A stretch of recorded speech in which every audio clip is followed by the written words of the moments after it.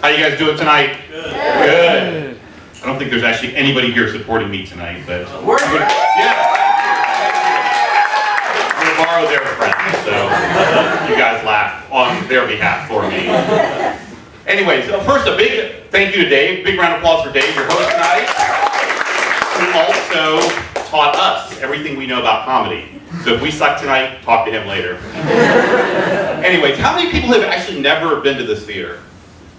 Yeah, isn't it kind of a weird theater? Yes. It's like a little black box. The only thing I can think is like when I order shit on Amazon and it's coming to me, before I open the box, this is what it feels like, right in here. I don't know, I'm pretty sure it says Amazon on the other side of it. Anyway, whatever. So, the first thing people notice about me is that I'm brown. Have you guys noticed that? Thank you, brown people. The problem with being brown is that nobody cares about what kind of brown you are. That's the problem. They could care less. Everybody thinks I'm Middle Eastern. They think my name is like Ahmed or Mohammed or something like that. That's not true.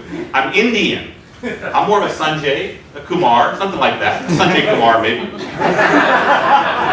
But the thing is, you know, you've got to know what kind of brown you're talking about. White people, especially.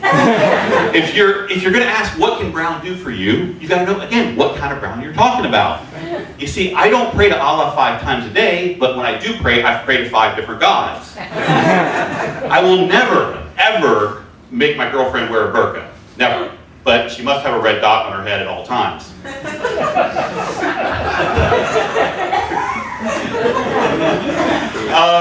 I've never ever in my life thought about blowing up an airplane, ever. But I'm really good at tech support.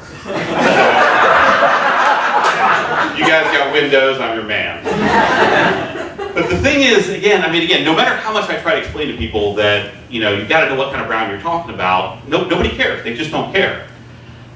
You see, I grew up in Ohio, and in Ohio we have 2 different things. We have lots of 2 different things. We have lots of white people, and we have lots of stupid people. And when you put them together, you get lots of stupid white people. Not a good combination. Think like Honey Boo Boo or something like that. It's just not a good combination.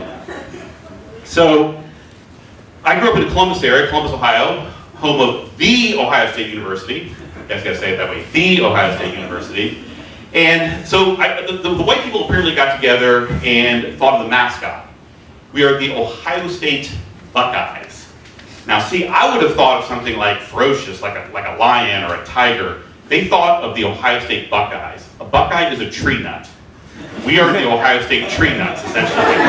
Yeah, I know, seriously. We could have been like the Ohio State walnuts. We could have been the Ohio State almonds. We could have been the Ohio State macadamia nuts. I don't know.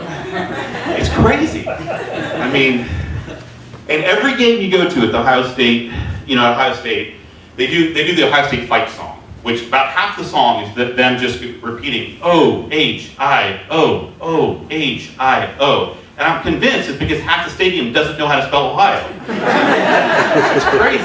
It's crazy. So you can imagine being a brown person growing up in Ohio, trying to explain to these people that no, you don't get it. I'm Indian. I'm not Middle Eastern. They don't get it. They look at me and they're like, so does that make you Cherokee? I'm like, no, it's wrong. No, we're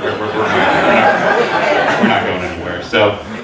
Yeah, like I said, being Indian is difficult. I have to pray to 5 different gods every time I go to the temple.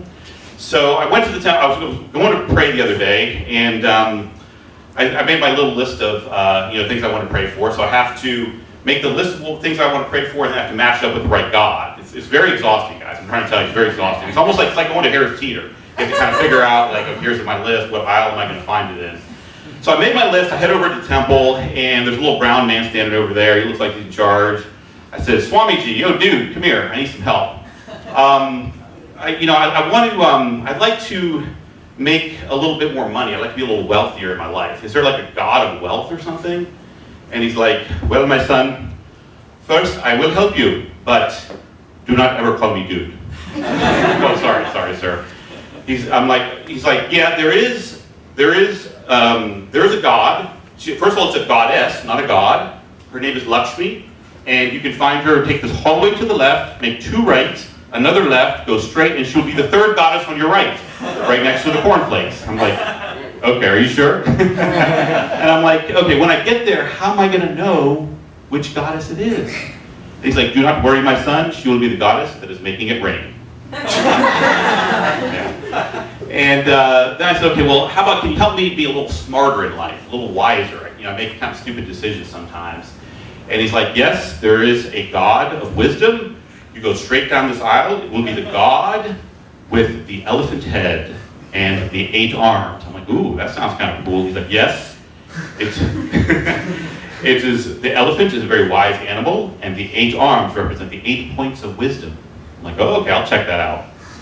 And I'm like, okay, Swamiji, this last thing is that, like, I'd like maybe a little better girlfriend. Could you help me with that at all? He's like, at this point, he didn't look happy at this point.